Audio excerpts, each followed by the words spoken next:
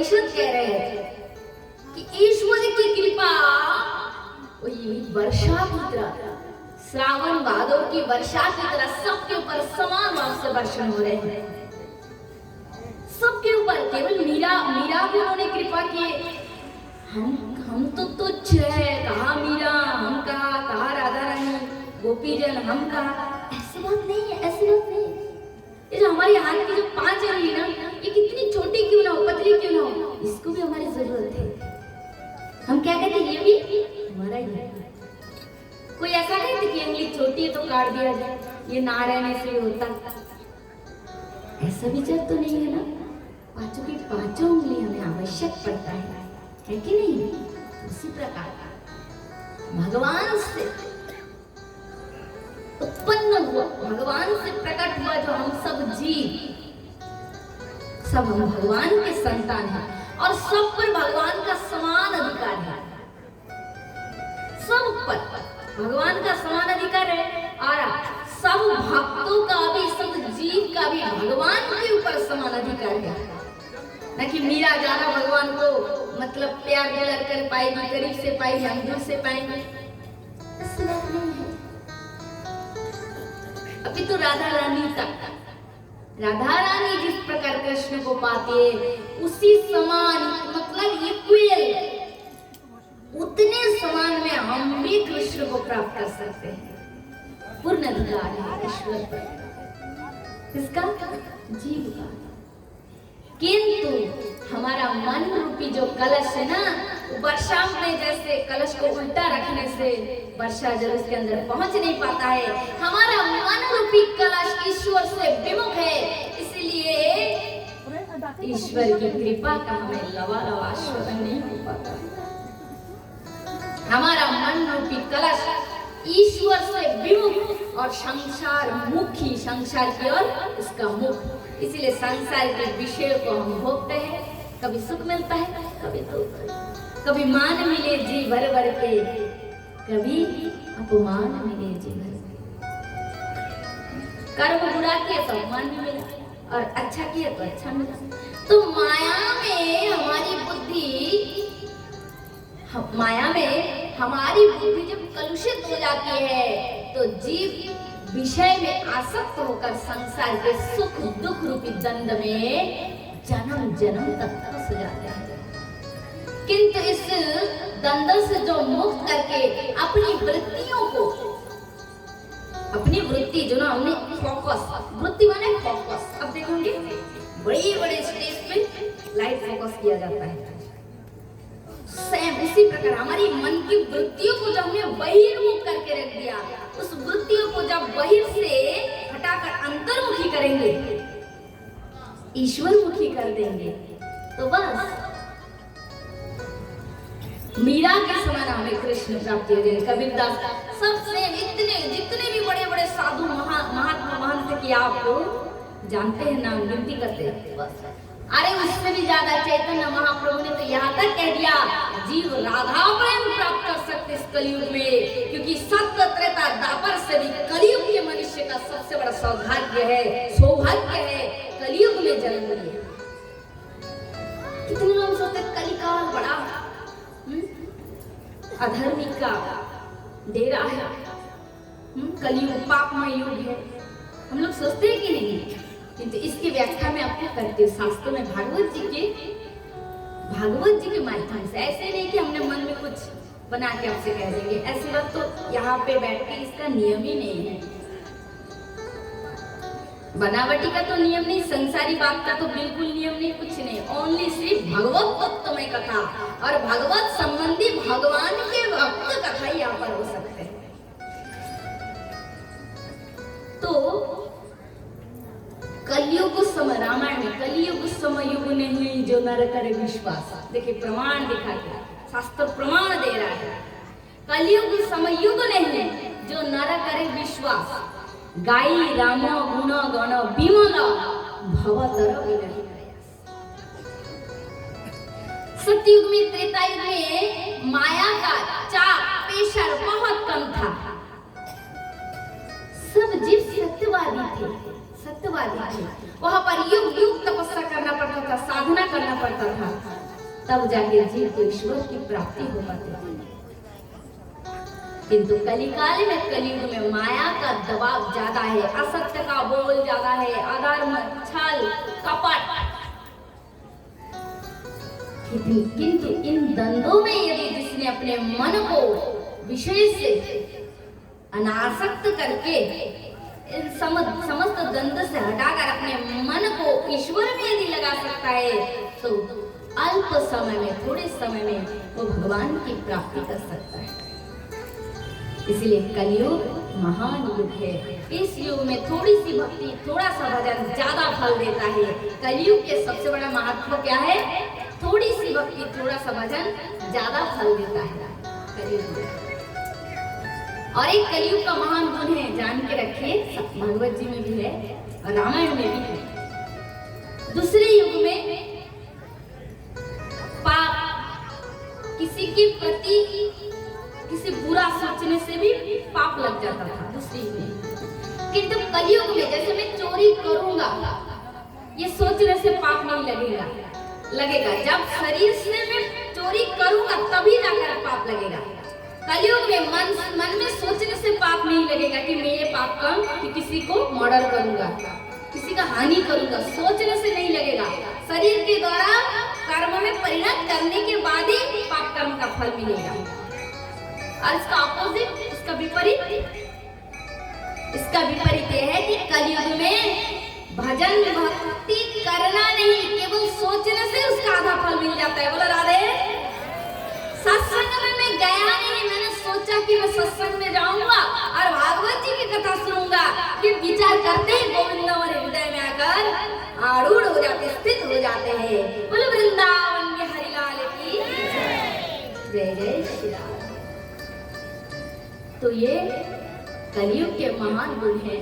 ऐसे युग में ध्यान लेकर अपने मन को हम दृढ़ पूर्वक ईश्वर की भक्ति में लगाए तो हमारा कल्याण होगा। तो महाराज, आज दसवीं रास पूर्णिमा के दिन है, बहुत पवित्र दिन है, जो हमें भागवत जी की कथा कहने सुनने के सौभाग्य गोविंद ने दिए है। तो इसकी महिमा तो शब्द से परे ही है, क्योंकि ये जो दिव्य रास तत्व है, आज इसका हम चर्चा करेंगे, है ना। इसके विषय में हम लोग कथा श्रवण करेंगे। तो जन्म जन्म का सौभाग्य का जब उदय होता है, तो जीव इस दिव्य रास लीला में गोविंद के संग दिव्य रास क्रीड़ा कर पाते हैं, रास में सम्मिलित हो पाते हैं। रास शरीर से नहीं होता है, केवल दिव्य आत्मा ही रास में जाते हैं, और वही भगवान का अंश सच्चिदानंद है। तो आइए हम लोग आज कथा में प्रवेश करते हैं, क्योंकि आज गोवर्धन जी की पूजा की कथा भी आप लोग सुनेंगे। और आज से कथा में हम लोग कृष्ण जन्म जब से हो गया, तब से हम लोग भागवत जी के 10वें स्कंद में प्रवेश किए। और 10वें स्कंद की लीला भगवान श्री कृष्ण को सबसे प्रिय है। तो शिशु को देव कहते हैं कि कंस सेनापहिता गिरा पुतना लोकवाल्घन शिशुमस्सरा निघ्रन्तु प्रग्रामो ब्रजारिषु। श्री सुखदेव मुनि कहते हैं, परीक्षित, नंदालय में सुंदर गोपाल जन्म लिए, ब्रजवासियों का हृदय आनंद से भर गया। समस्त गोपी जन इतने दूध, इतने मक्खन का वर्षण किए, सबके ऊपर वर्षण किए गोपी आपस में, कि वृंदावन की वो दिव्य भूमि माखन दूध दही से प्रसन्नात हो गई। ब्रजवासी खूब आनंद से, कितने समय बीत गए किसी को पता भी नहीं चला। भगवान ने प्रथम राम अवतार में सूर्यवंश में बता लिया था, तो चंद्रदेव थोड़ा दुखी हो गए थे। तो इस बार चंद्रदेव पर कृपा करके भगवान कृष्ण ने चंद्रवंश में बता लिया। चंद्रदेव का तो आनंद का ठिकाना ही नहीं रहा। वे तो पता ही उस समय और कस के नाचने लगे, आनंद मनाने लगे, प्रभु मेरे वंश मेरे तो चार चांद लग गए हैं? उसकी भाग्य में 4 चांद लग गए। ब्रजवासियों में भारी उत्सव हुआ। नंद बाबा ने 3 लाख गाय दान किए। गोपाल की जन्म खुशी में 3 लाख गाय दान किए और ब्रजवासियों को, ब्राह्मणों को, संतों को अन्न, धान, वस्त्र उतने देते गए जब तक कि सामने वाला याचक ये नहीं कहा कि प्रभु मुझे और नहीं चाहिए। जब तक यह नहीं कहा तब तक नंद बाबा देते ही गए। जिनकी घर में स्वयं परम परमात्मा विराजमान है, उनके घर में क्या धन की कमी हो सकता है? कदापि नहीं। महाराज, इस प्रकार नंद उत्सव खूब आनंद से मनाया गया। इधर राजा कंस चिंताग्रस्त हो गए, क्योंकि जब से अष्टभुजा देवी के मुख से उन्होंने सुना कि मुझे मारने वाला कोई अन्यत्र प्रकट हो चुका है। एक बार थोड़ा उलूधनी शंखध्वनि कर दीजिए, भोग आया ठाकुर बोली वृंदावन बिहारी लाल की जय, बोली कुंज बिहारी लाल की जय, जय जय श्री राधेश्याम।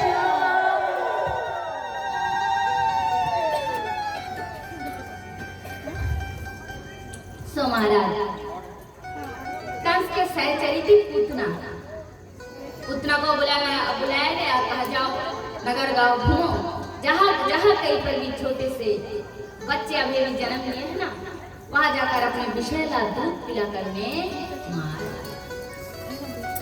महाराज पूतना नगर गांव घूमने लगी और बहुत सारे बच्चों को अपने विषैला स्तन में विष लगाकर विषैला दूध पिलाने लगी। इस प्रकार चलते चलते पूतना गोकुल में पहुंची। गोकुल में जाकर पूतना ने देखा, अरे ये जो ब्रज की गोपियां है ना, ये देखने में तो बड़ी सुंदर दिखती है। तुम ऐसे रूप में जाऊंगी तो सब देख के मुझे क्या सोचेगी, पहचान जाएगी कि राक्षसी है। सब पूतना ने क्या किए, सुंदर सी एक देवी का रूप बना ली, माया से देवी रूप बना ली। अब जैसे पूतना गोकुल में प्रवेश की, सब गोपियां कहने लगी, अरे सखी, मुझको तो ऐसा लगे ना कि ये जो है ना, ये लक्ष्मी जी है, बैठक की स्वामिनी है। हमारे गोपाल की जन्म सब भयो ना, कहना कि तू सब तो देवता है, अप्सरा आई, देवी आई, पर ये लक्ष्मी जी किसी कारण बस व्यस्त रह गई, आ नहीं पाई। तो अब ये अकेली ना अपने प्रियतम के दर्शन करने आई। सब गोपियां पूतना को स्वयं लक्ष्मी जी जानकर स्वागत। पूतना तो गई, बेनी को हिलाते कमर को मटकते तिरछी नजर जैसी इधर डाल रहे, कितनी सुंदर है ये देवी। जैसे यशोदा मैया ने देखी, यशोदा मैया भी मोहित हो गई है। ऐसा तो लग रही है कि स्वर्ग से कोई देवी आई है, बैठने के लिए आसन दे दे। पूतना ने कही, देखो नंद रानी, बात यह है कि मैंने तप की थी, सो मुझे ब्रह्मा जी ने वरदान दिया कि जो कोई शिशु मेरे स्तन का पान करेंगे ना, वो सदैव के लिए अमर हो जाएंगे। नंद रानी बोली, पहले तो बहुत खुशी की बात है, अच्छी बात है। अब मेरे लाला को भी अपना दूध पिला दीजिए और इसको भी चिरंजीवी कर दीजिए। उतना ने बोली, उसके लिए तो आई हूँ, कहाँ है तुम्हारी लाला? महाराज, उसी समय यशोदा मैया ने क्या किए, पालने से गोपाल जो लल्ला सोए हुए थे ना, उसको उठाए और पूतना की गोद में दे दिए।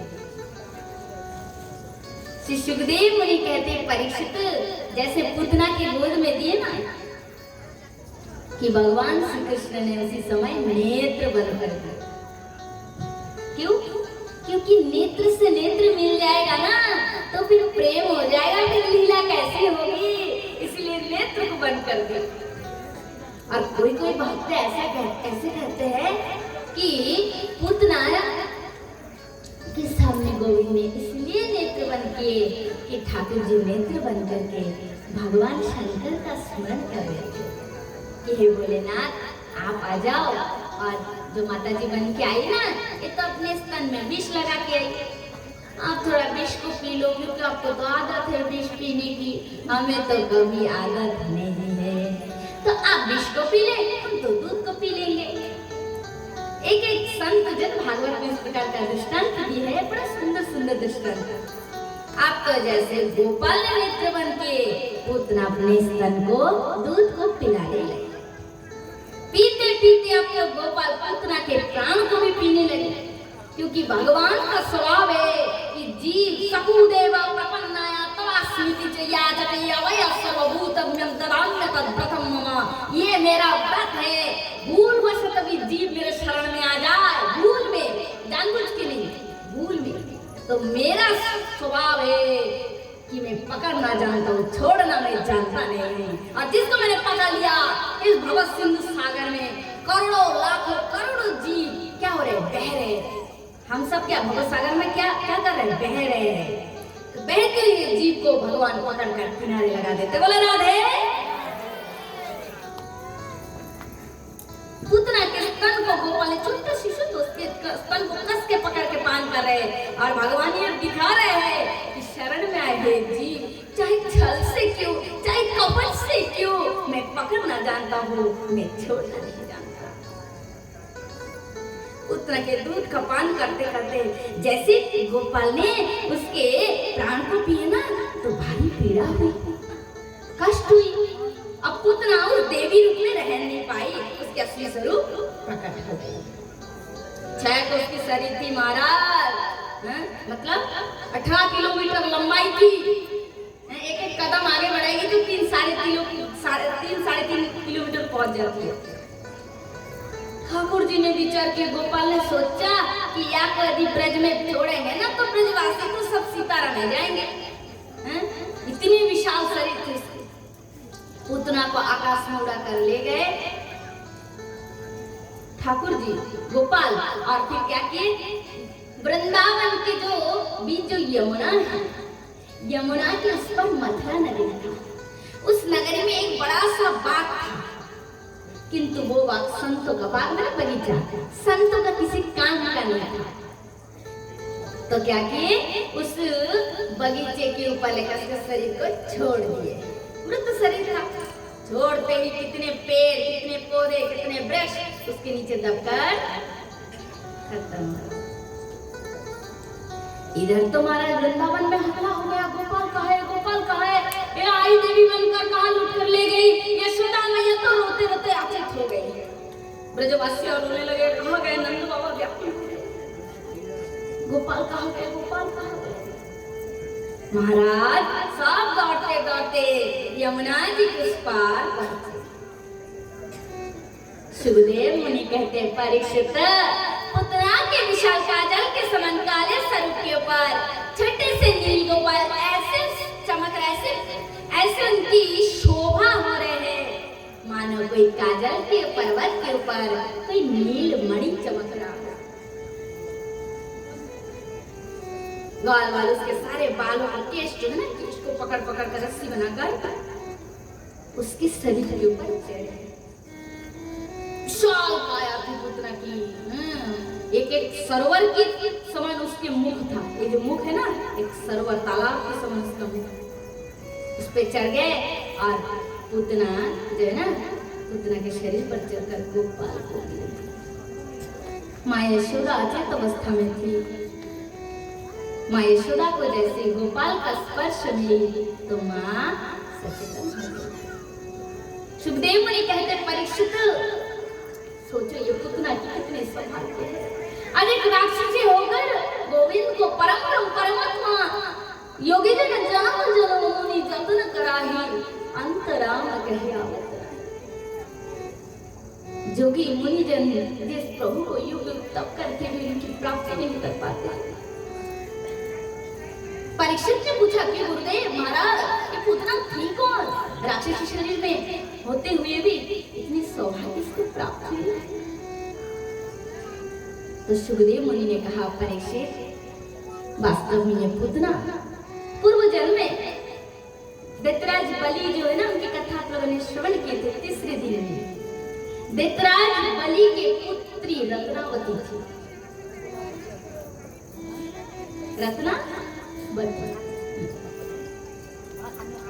जब वामन भगवान सुंदर रूप में दत्तराज बलि के आगे में आए तो पूरे शोभा तो शोभा, प्रभु की इतनी दिव्य छटा स्वरूप है कि पूरे वहां के संत महाजन ऋषि मुनिगण सब उनके रूप में मोहित हो गए। रत्नावली ने जब देखी उसने विचार किया हो कितना सुंदर एक छोटा सा पाटू वामन आए, अगर ये मेरे पुत्र होते और इसे मैं अपने स्तन पिला पाती। भगवान किसी भक्त का हृदय की आकर्षण में वाणी को तुरंत भगवान जान जाते हैं। भगवान देख पड़े कौन है मुझे बुला रहे हैं, अच्छा तुम, ठीक है तुमने मुझे अपना वात्सल्य दान की लालसा रखी तो इस अवतार में तो संभव नहीं, अगले द्वापर युग में जब कृष्ण रूप में अवतार लूंगा तो तुम अपना स्तन दूध मुझे पिला पाओगे।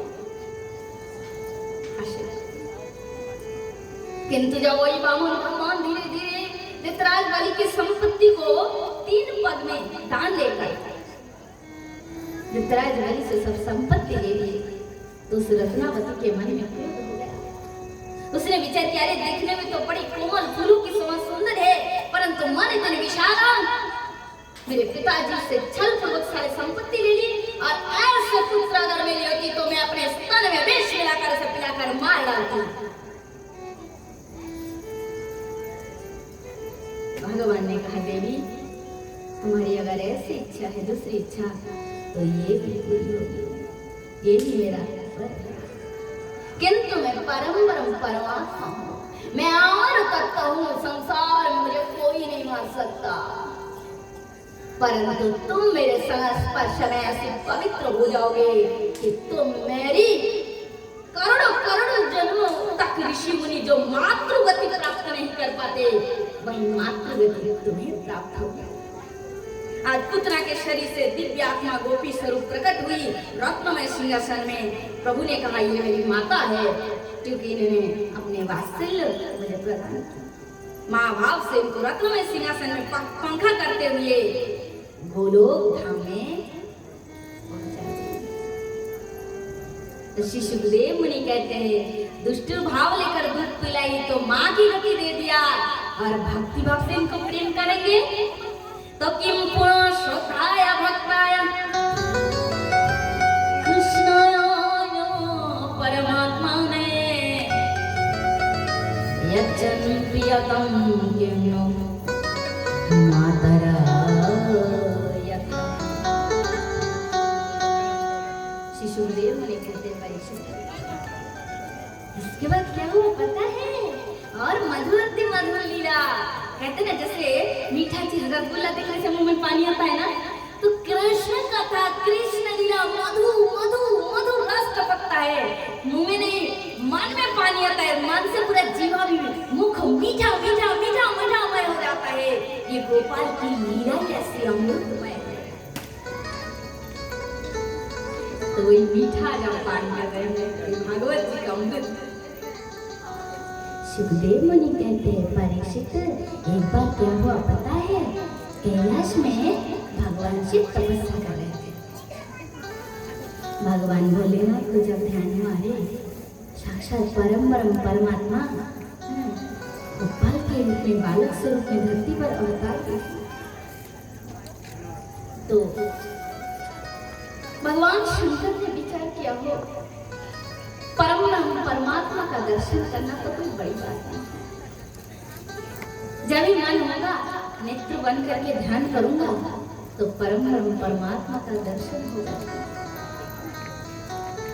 किंतु उनके बाल स्वरूप का दर्शन तो कई युगों के बाद एक बार सौभाग्य होता है। भगवान शंकर जो समाधि में एक बार बैठ जाओ बीत जाते हैं, उनका समाधि भंग नहीं हो पाता है। और आज वही भगवान शंकर तपस्या का त्याग करते हैं, मन कह रहे चलो वृंदावन चलो वृंदावन चलो वृंदावन, प्रभु का दर्शन करना है। क्योंकि बाल स्वरूप की जो दिव्य छटा उसके आगे तीनों लोग उसके सामने नतमस्तक है। महाराज भगवान शंकर मन में ये विचार करके प्रभु के बाल स्वरूप का दर्शन करूंगा। चल पड़े नंदा। कहा नंदा। माँ यशोदा के द्वार पे पहुंचे और जाकर कहने लगे भिक्षाम देहि अलग निरंजन भिक्षाम। माँ माँ मैया कहाँ हो तुम? किंतु इधर नंदालय में माँ यशोदा अपने गोपाल का लालन पालन कर रही है। श्रृंगार कराना, वस्त्र आभूषण पहनाना, दूध पिलाना, एक कर रही है। बहुत समय बीत गई पर माँ यशोदा का महल नंद भवन इतना बड़ा था, भागवत जी में वर्णन आता है कि कम से कम 5000 दास दासी उस महल में काम करते थे। इतना विशाल नंद जी के महल। एक गेट गोकुल के बीच में और दूसरा गेट मथुरा के साथ जो यमुना जी लगे दूसरा गेट। और कोई गेट से तो वसुदेव जी प्रवेश किए थे। कल की कथा में जो श्रवण किया था पूरा दिन।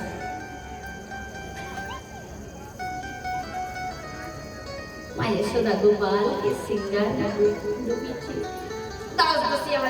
दासियां सब खड़ी थी। क्या कब मैया को चाहिए? मैया सब दासी कर्म करती थी, कार्य करती थी, किंतु गोपाल की सेवा माँ निज हाथ से करती थी। महाराज भगवान गोलोक में देख रहा है, जगतपति भोलेनाथ द्वार पे आए मेरे दर्शन की लालसा से, किंतु मैया के मेरे श्रृंगार में व्यस्त है। महाराज स्वयं योग माया को आदेश हुआ। योग माया गोपी रूप बना कर गई। बोली अरे नंद राना तू क्या कर रही है? तुझे पता है द्वार में कब से बाबा खड़े हैं। तेरे लल्ला के दर्शन के लिए नंद रानी ने से अपने लल्ला का दर्शन करा। मैया ने सोचा द्वार पे कोई संत बाबा आया है और मैंने ध्यान ही नहीं दिया। जल्दी से माँ यशोदा ने एक पात्र में फल मूल, कुछ भोजन, कुछ उपहार वस्तु और एक हीरे मणि माणिक्य की माला भेंट स्वरूप से थाली में ली। और द्वार पे जाकर कहने लगे बाबा हमें क्षमा कर दीजिए, हमें मालूम नहीं थी कि आपका आगमन हुआ है। बाबा हमें क्षमा कर दीजिए, कृपा करके भिक्षा लीजिए और हम पर कृपा कीजिए। ये सुनकर भगवान शंकर ने भोलेनाथ ने कहा कि मैया तुम ये मुझे हीरे मोती ये पत्थर के टुकड़े मुझे देने के लिए लाई हो मैया। ये पत्थर के टुकड़े तो मेरे कैलाश में कितने पड़े हैं, मेरे कर क्या काम मैया। मुझे तो बस अपनी परम ब्रह्म परमात्मा का दर्शन करना। बहुत दूर से मैं आस लेकर आया हूँ मैया। यशोदा मैया कहते बाबा आप क्या कहते हो परम ब्रह्म, मुझे तो कुछ समझ ना आती है। तो भोले बाबा कहते मैया तुम्हारे घर में जो छोटे से लाला है ना गोपाल, मैया वही तो मेरा परम ब्रह्म परमात्मा है। उन्हीं के दर्शन के लिए माँ मैं कैलाश से चल कर आया हूँ। एक बार अपने लाल का दर्शन तो करा दो। यशोदा मैया कहते बाबा आप अपने वेश को देखो कैसा भयानक स्वरूप वेश बना हुआ है। सारे शरीर पर बहुती लगा हुआ है, गले में सरपण की माला, सिर पर भारी जटा, अरे हाथ में त्रिशूल डमरू, ऐसे रूप दर्शन करने से तो मेरे लोग बिल्कुल डर जाएंगे, भयभीत हो जाएंगे। इसलिए बाबा मैं अपने लाल को आपको दर्शन नहीं कर सकती। ये भिक्षा लो और हम पर कृपा करो।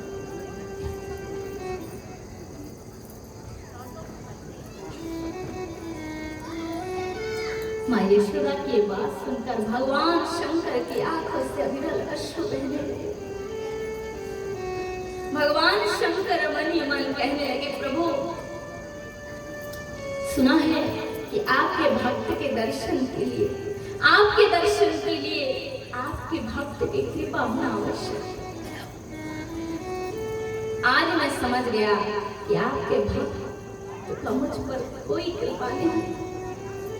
हे प्रभु, यदि आज आपने मुझे दर्शन नहीं दिया तो यमुना जल में कूद कर अपने प्राण दे दूंगा। कहते हैं भगवान शंकर यमुना के किनारे पहुंचे और भोलेनाथ ने बताई, वैष्णव अग्रगण्य शंभु, शास्त्र में लिखा है जितने जगत में वैष्णव है समस्त वैष्णव में श्रेष्ठ है भगवान शंकर, जो निरवधि निर्विच्छिन्न भगवान का ध्यान करते हैं। भगवान भोलेनाथ यमुना के किनारे जाकर अभी चल उनके अश्रु प्रवाहित हुए और वही अश्रु यमुना में प्रवाहित हुए। सुखदेव मुनि कहते, परीक्षित, जब भगवान के भक्त रोता है ना भगवान के लिए, तो भक्ति के लिए भगवान भी रोते हैं। नंदालय में छोटे से गोपाल बड़े चित्कार पूर्वक रोने लगे, उच्च स्वर से क्रंदन करने लगे। माँ यशोदा ने सोचा, क्या हुआ, मेरा गोपाल क्यों रो रहा है? विभिन्न प्रकार से माँ चेष्टा करके उपचार करती है, किंतु गोपाल का रोना बंद नहीं होता। अंत में योगी जोगमाया, पूर्णमासी देवी थी जोगमाया। ये जो संसार में जो माया है ना, जो हम लोग मोहित है, ये महामाया के प्रभाव से।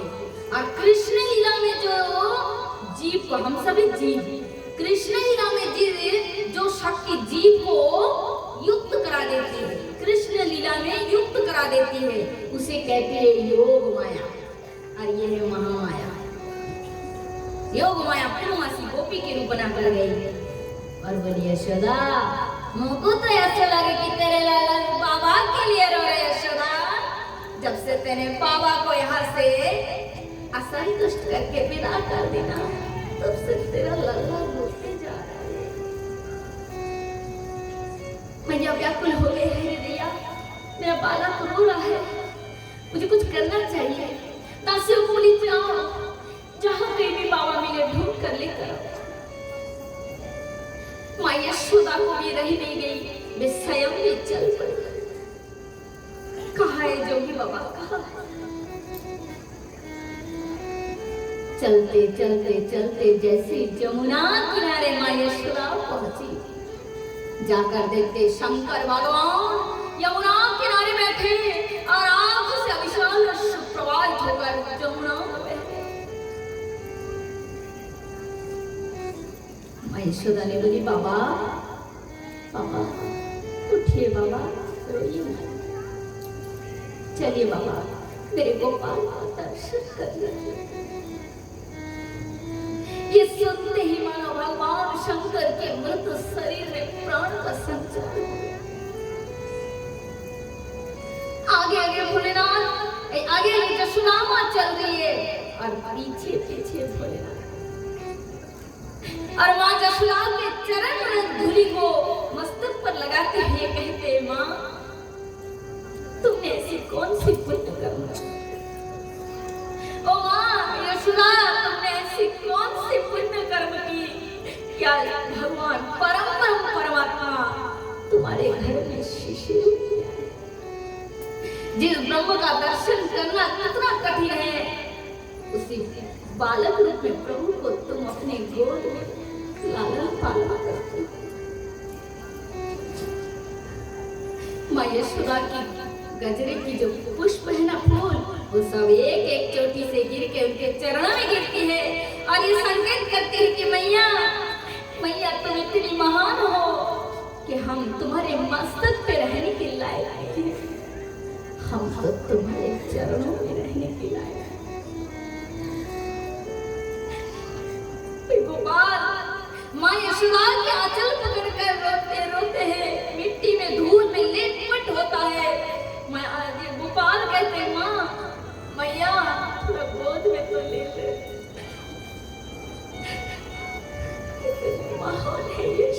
मैया।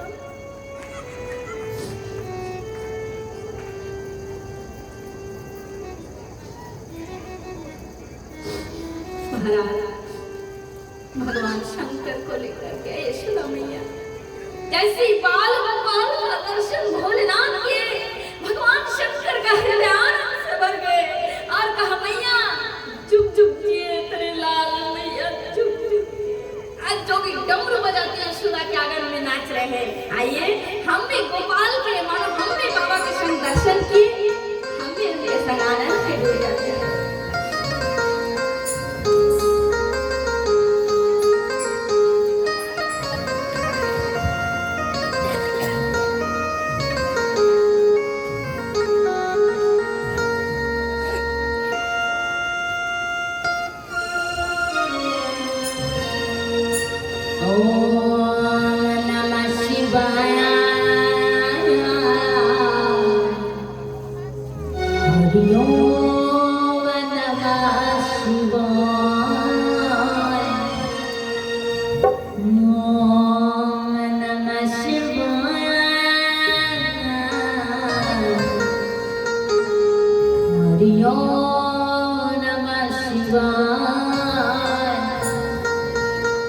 आज ब्रज की गलियों में नाचे योगी मतवाला, ब्रज की गलियों में नाचे योगी मतवाला।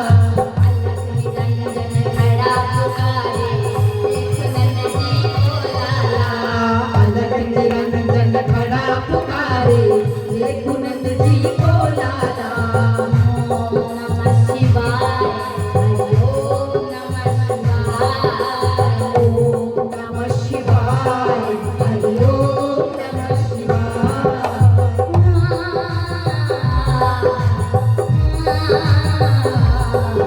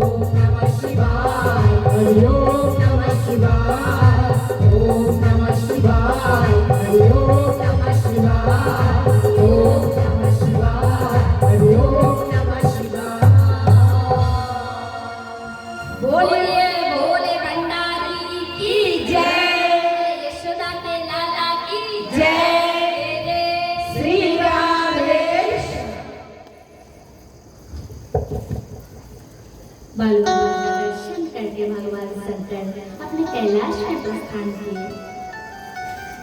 श्री सुखदेव मुनि कहते परीक्षित नंदालय में गोपाल जो है ना लाला श्री चंद्रमा की कला की तरह दिन ब दिन बढ़ने लगे।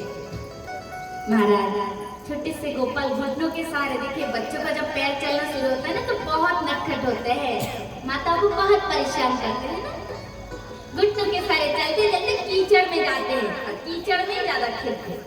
मैया परेशान है गई, मैया बोलते लल्ला तो वो बार बार नहला देती हूँ, बार बार धुला देती हूँ, तो घूम फिर के भाई कीचड़ में चला जाता है। नहला धुला के साफ करके मैया सुंदर सजा देती है, फिर वही घुटनों के सारे चलते चलते कीचड़ में जाके किसी को लगा के मैया थोड़ा नाराज है। मैया बोले लल्ला मैं तुमको बार बार समझाती हूँ कीचड़ में मत खेला कर, तू नहीं मानता। सारे कीचड़ को लिया गया अपने मुझको तो ऐसा लगे लल्ला तो जन्म में ना शुक्र था जिसके कारण हमें अपने में कीचड़ लगा रहा है। तो लल्ला गोपाल ने बोले मैया तुमने ठीक ही कहा, तुमने ठीक ही कह दिया क्योंकि मैंने पूर्व में बड़ा अवतार ले चुका। बोला राधे भक्त मान कभी झूठा नहीं हो सकता।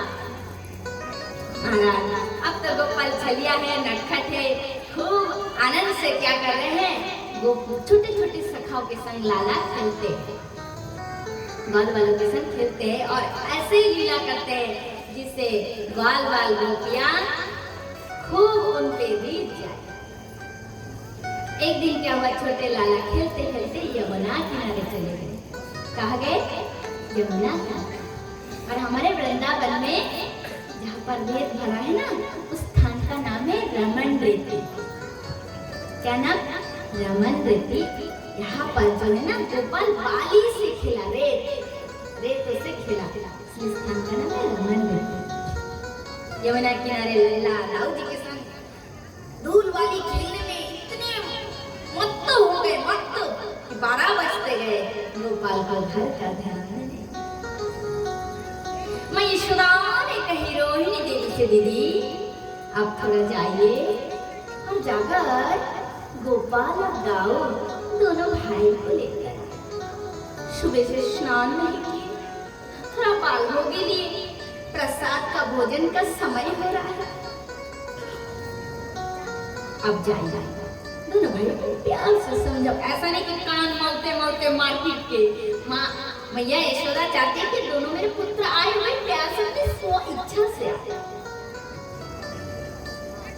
तो रोहिणी माँ ने विचार किया हो मेरे जो पुत्र है बलराम उसको तो समझा बुझा के प्यार से ला सकती हो, किंतु ये जो नंदरानी की नटखट है इनको समझा बुझा कर लाना मेरी बस की बात नहीं। तो रोहिणी देवी ने कही यशोदे नंदरानी तुम्हारे नटखट को समझा बुझा कर लाना मेरी बस की बात नहीं है, इसलिए मैं कहती हूँ कि तुम ही चले जाओ, मैं घर संभाल लेती हूँ, जो घर का रसोई घर का काम मैं संभाल लेती हूँ, तुम जाओ।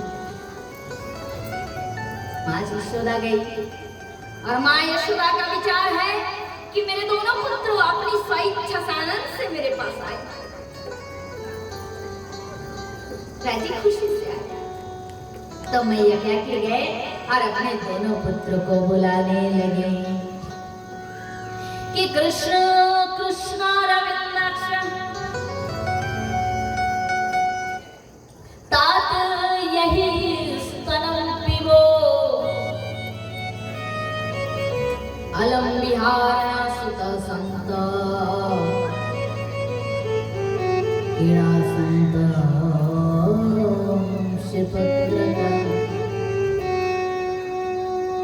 माँ यशोदा कृष्ण के नीचे खड़ी हो गई और अपने प्यार वाली वाणी से पुकारते हैं श्री कृष्ण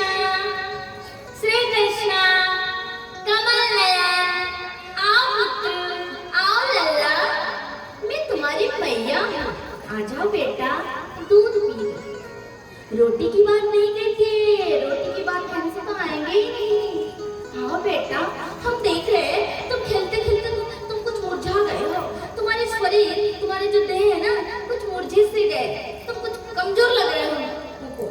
हाँ पुत्र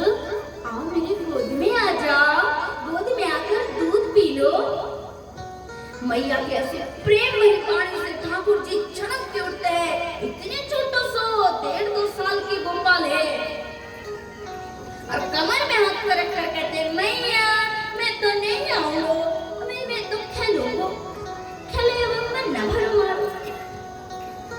जैसे नाटक दिखा के बोलते हैं ना, तो मैया कहते लल्ला तुमने तेरे मन में दया ना है लल्ला, तेरे नंद बाबा सुबह से भूखो है भूखो कि कब मेरे लल्ला आए और या को भी भोजन करा कि मैं प्रसाद पाऊं। नहीं सो तेरे बाबा के लिए तेरे मन में दया ना है लल्ला। जैसे अपने नंद बाबा की बात कहते हैं कि दोनों भैया खेल कूद को वही भूल जाते हैं और दौड़ दौड़ कर आकर यशोदा मैया दोनों भाई पकड़ लेते हैं, एक और मैया दाऊ को और एक कर कन्हैया को लेके मैया चल पड़ती है। दोनों भैया को लेकर पीढ़ा पर बिठाकर स्नान करा देते हैं। यशोदा मैया उनको वस्त्र आभूषण से सुसज्जित कर देते हैं। नंद बाबा बैठे भोजन के थाली के सामने, विशिष्ट प्रकार के भोजन व्यंजन मैया ने आरोगी, एक और दाऊ और एक और गोपाल। जिसे हम लोग अपने बच्चे के संग थाली में खाते हैं कि नहीं? कंसा नंद बाबा के लिए भगवान है। माता यदि रोष करी करेगा बंधन अति हीनो ज्ञान करे लाल पालो। माता रोष करके रस्सी से बांध भी देती है, डंडा दिखाती है। ये है ब्रज की प्रेम। ब्रज की प्रेम में भगवान भाव नहीं है। कान पकड़कर मैया लाठी से शासन करती है, आग दिखाते। यदि तुमने किसी प्रकार की उपद्रव की तो डंडा देके गोपाल तुम्हारी खैर नहीं। थर थर करके कृष्ण डर से कांपते हैं गोपाल। आंख बड़े बड़े होकर गोपाल के भय के मारे, लज्जा के मारे गोपाल का मस्तक नीचे की ओर हो जाता है। ये है हमारी ब्रज की प्रेम। सबके हमारे में हम सबके, मेरे लिए हमारे, किंतु हमें अपनाना है। हमने पराया मान लिया अपनी चीज को, अपनाना है।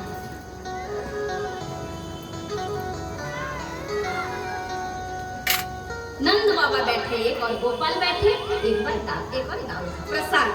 नंद बाबा का गोपाल को थोड़ा पवा देते दाऊ जी को, और बीच बीच में नंद बाबा स्वयं भी पार। इतने में नंद बाबा को ध्यान हुआ कि अरे ये सब्जी में जो हरी हरी मिर्ची दिखाई दे रही है, कहीं मेरे गोपाल इसको कोई मीठा वस्तु समझकर खाना ले, गोपाल को कष्ट हो जाएगा ना।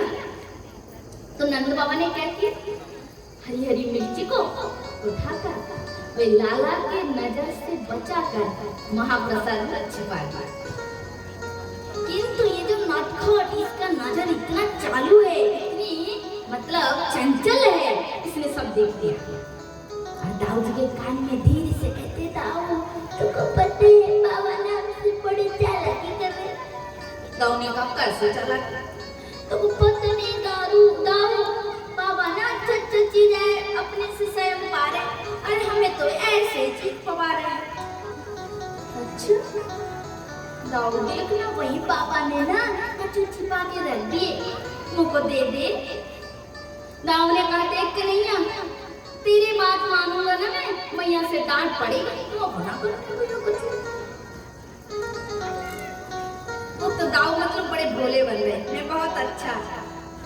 नंद बाबा एक गिलास अन्न लिए दाऊ को पवा रहे थे, दाऊ की बारी थी, पा रहे थे कि इतने में छोटे श्रीमान जी ने क्या किए, सारे हरी मिर्ची को लिए उठाकर महाप्रसाद से जो छिपा हुआ था और सीधा मुंह में डाल दिया।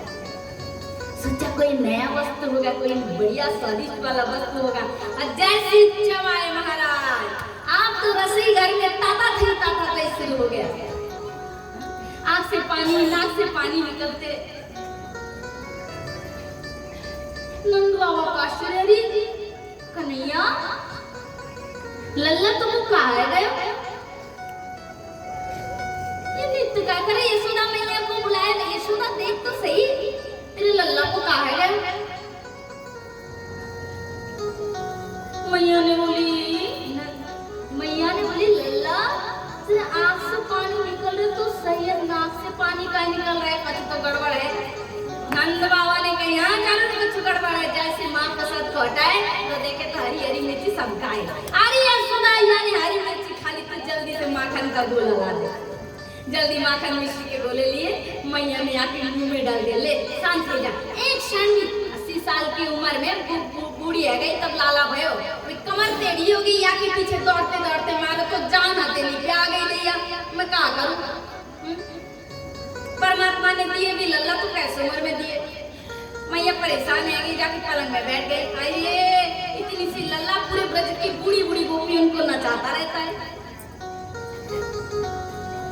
महाराज अब तो लल्ला ने क्या की, एक दिन क्या हुआ, एक फल विक्रेनी, फल बेचते ना गाँव में, फल विक्रेनी फल ले लिए टोकरी पे और द्वार द्वार सबकी राह पर रास्ते पर चल रही। और क्या कह रही है पता है? कीड़ानी वो फलानी ही थी, कीड़ानी वो फलानी थी। क्या कह रही है?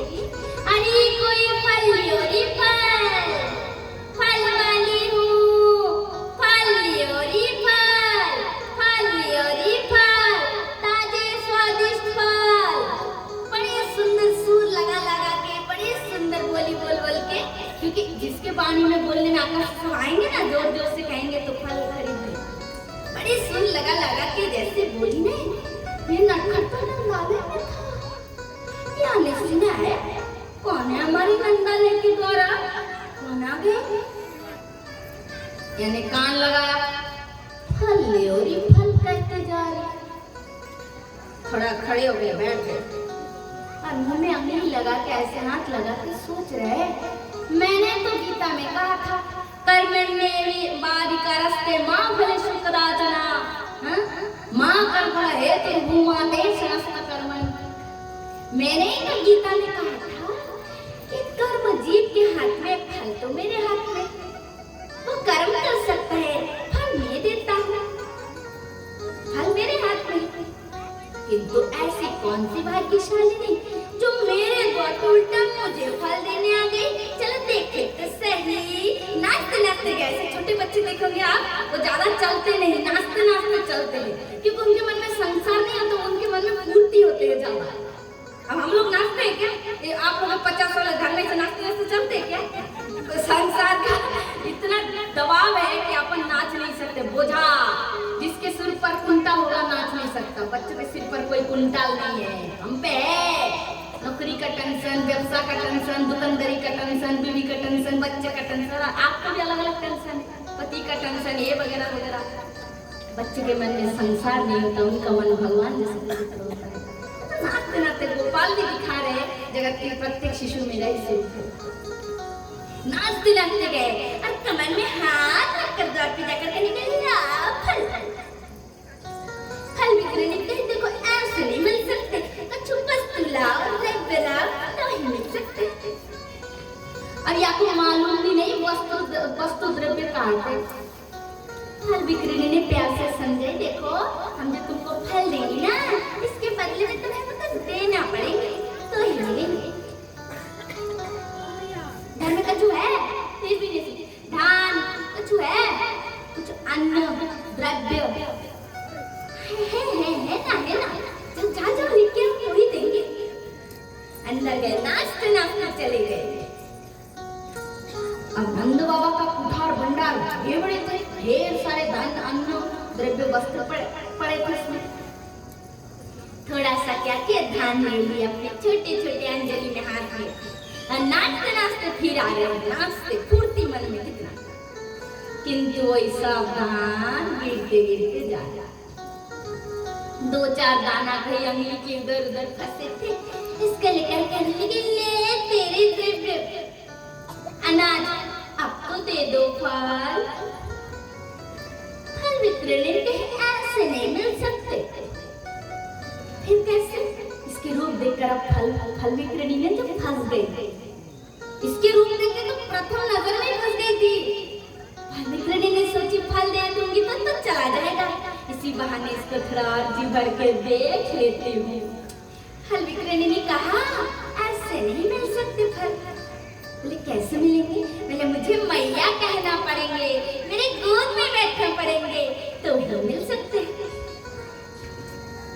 ये अपने भक्त को मनाने में बड़ी चंपट है, चतुर है। इसके गोद में झटके जाके बैठ गए और इसके गले में हाथ डालते ना, ऐसे करके हाथ डाल के वो कहने लगे मैया ला फल।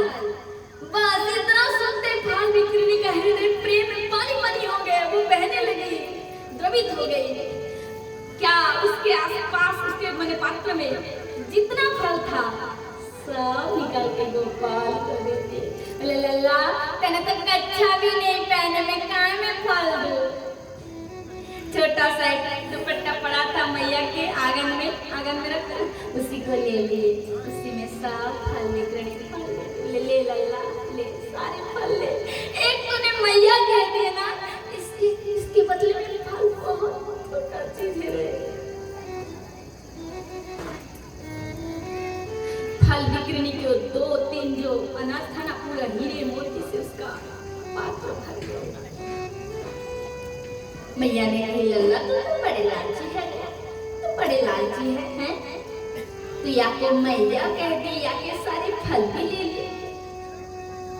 लल्ला ने कहा मैया तू जैसे मेरी मैया है ना, सबकी मेरी मैया ही तो है, सब मेरी मैया है।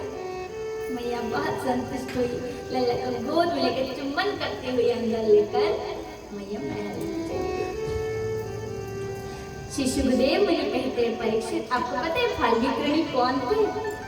पूर्व जन्म में ये फल विक्रणी जो है ना, राम कथा में आते हैं इनकी कथा। हाँ, राम कथा में राम भगवान के मित्र थे निषाद ग्रह। निषाद ग्रह की माँ थी पूर्व जन्म में फल विक्रणी। जाओ भगवान श्री राम गए थे ना वनवास के समय, निषाद ग्रह की वहाँ निषाद ग्रह ने मिला। निषाद ग्रह राम भगवान को कभी तुम आप ये नहीं कहते थे, इस प्रकार संबोधन नहीं करते थे। राम मित्र आजा राम, आओ राम आजा राम, मेरे मित्र भाव तू तुम कहते थे, आप नहीं कहते। तो निषाद ग्रह ने मिला मित्र राम, ये मेरी माता है, जन्मदात्री माँ। भगवान श्री राम प्रणाम करने गए, जैसे प्रणाम किए ना श्री राम प्रभु, तो निषाद ग्रह की माँ का हृदय वात्सल्य से भर गया। उन्होंने विचार किया अगर ऐसा पुत्र मेरा होता और मैं इसे थोड़ा गोद में लेके प्यार दुलार कर पाती तो मेरा जीवन धन्य हो जाता। भगवान तो भक्त वत्सल, सबके हृदय की वो जानते हैं बात। मन मन आशीर्वाद दिए, इस जन्म में तो मैं मर्यादा पुरुषोत्तम के रूप में लीला किया, इस जन्म में संभव नहीं, परंतु अगले द्वापर युग में जब कृष्ण रूप में अवतार लूंगा तो तुम्हारे गोद में भी बैठूंगा और तुम्हें मैया कह के भी पुकारूंगा। तो प्रभु ने अपना वचन को सत्य किया। तो शिवदेव मुनि कहते परीक्षित आप तो ब्रज में हल्ला हो गए, ये गोपी के घर माखन चुराने, ए पकड़ो पकड़ो, ए नंद का छोरा, सबके दिमाग में यही बैठ गए। वो एक छोरा होता है ना 2.5 साल का, सबको परेशान किया, मटकी फोड़ देते हैं, माखन खा देते हैं, दही की मटकी चुरा लेते हैं। सारे ब्रजवासी गोपाल के इस जो माखन चोरी लीला से आनंद में डूब गए। गोपियां ऊपर से तो उलाहना देती हैं, चोरी किए पर मन में आनंद नहीं खिला। गोपियों ने जा जाकर बार नंदरानी को शिकायत की, नंदरानी तुम्हारा जो छोटा गोपाल है ना, वो बार हमारे घर में आकर माखन चोरी करके खाते हैं और खाते ही नहीं, सब मस्त सारे मटकी को फोड़ देते हैं। आप उन्हें समझाया करें, हमारे घर में जाकर ऐसे हमारी मटकियों को नष्ट ना किया करें। नंदरानी क्या देते हैं? नंदरानी हमारे घर में माखन की कमी है, तो हमारे लल्ला तुम्हारे घर जाए, रंगे हाथ पकड़ लो तो ही जानो। लल्ला तो आनंद आता है, गोपियों को दिखाते हैं, अच्छा हुआ मैया तो मेरे तुम्हारे बात पर मैया यकीन नहीं करते, मेरी रात चलेगी, मेरा ब्रज है, खूब खाएंगे, सबरे घर के माखन खाएंगे। क्या कहते हैं? आप तुम्हारा जैसा हुआ कहते सूरदास कहते हैं ये है मेरे ब्रज लोक, प्रथम करी हरि माखन चरी, प्रथम हरि ने माखन चरी लीला प्रारंभ की। ये प्रथम करी हरि माखन चोरी, ग्वाली ने मन इच्छा पूर्ण करत अपव्रज हरि, मन में विचार करत हरि, सब ब्रज घर घर जाऊं, गोकुल जन्म लिया सुख कारण, सबके माखन खाऊं, बालिर को मोहि असमति जाने, गोपिन मिले सुख को, सूरदास प्रभु कहते प्रेम से ये मेरो गजलो, सूरदास प्रभु कहते ये मेरे गजलो, प्रथम करी हरि माखन चोरी। अग्वाल गोपिया साहब लल्ला को डंडा लेके भाग लिए, कैसे पकड़ो, क्या कहते होते हैं? नट खट नंद किशोर, माँ